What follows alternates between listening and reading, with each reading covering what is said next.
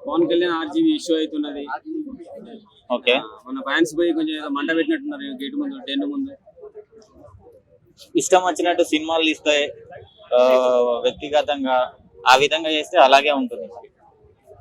ఇంకా మామూలుగా ఉండదు.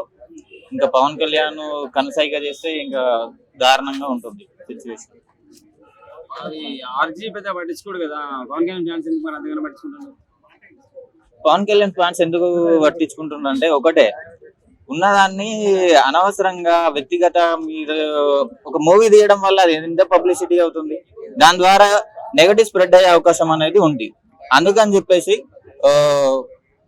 పవన్ కళ్యాణ్ గురించి మాట్లాడేటప్పుడు కానీ చేసేటప్పుడు కానీ ఆలోచించి చేయాలి ఏదైనా, లేదంటే జాతర. ఇంకా ఆ సినిమా వల్ల చంద్రబాబు గానీ పవన్ కళ్యాణ్ గానీ ఏమైనా మైనస్ అయ్యే అవకాశం ఉంటుందా మరి? వాస్తవానికి ఏముండదు. ఇంతకు ముందు కూడా సినిమా తీశాడు, చూసి చూడనట్టు ఉంటది. కానీ ఇలా చేసుకుంటూ పోతే మరీ ఇష్టం వచ్చినట్టు ప్రవర్తిస్తూ ఉన్నాడు.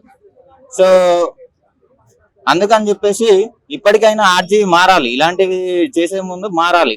మారకపోతే తగిన బుద్ధి అనేది చెప్తారు.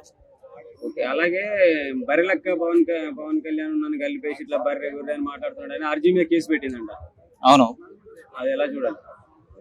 వాస్తవం. ఇప్పుడు ఒక మంచి అమ్మాయి చిన్న కుటుంబం నుంచి వచ్చి ఎమ్మెల్యేగా పోటీ చేసి ఒక బ్యాక్గ్రౌండ్ నుంచి వచ్చిన అమ్మాయి ఆ విధంగా ముందుకెళ్ళి వచ్చినప్పుడు సపోర్ట్ చేయాలి. అలాంటి వాళ్ళను కించపరిచే విధంగా మాట్లాడినప్పుడు కరెక్టే కదా. సో మనం బర్రెలక్కకు సపోర్ట్ చేయాలి, అది కరెక్ట్. ఆర్జీవి తన వైఖరి అనేది చేంజ్ చేసుకోవాలి. కానీ దాంట్లో పాజిటివ్ కూడా ఉంది కదా, ఒక బర్రెలు కాసుకునే అమ్మాయే ఆ రేంజ్ లో క్రేజ్ సంపాదించుకుంది, పవన్ కళ్యాణ్ సంపాదించుకోలేకపోయినా. అంటే పవన్ కళ్యాణ్ తో బర్రెలక్కని పోల్చిండు ఆయన. ఓకే, వాస్తవానికి ఏంటంటే తెలంగాణలో జనసేన పోటీ చేసింది 8 స్థానాల్లో 7 స్థానాల్లో, నిండుగా కాంగ్రెస్ ఉన్న స్థానాలలో కేటాయించింది. ఒకటి మినహా కూకట్పల్లి బీజేపీ లాంటి పార్టీ ఓడిపోయింది.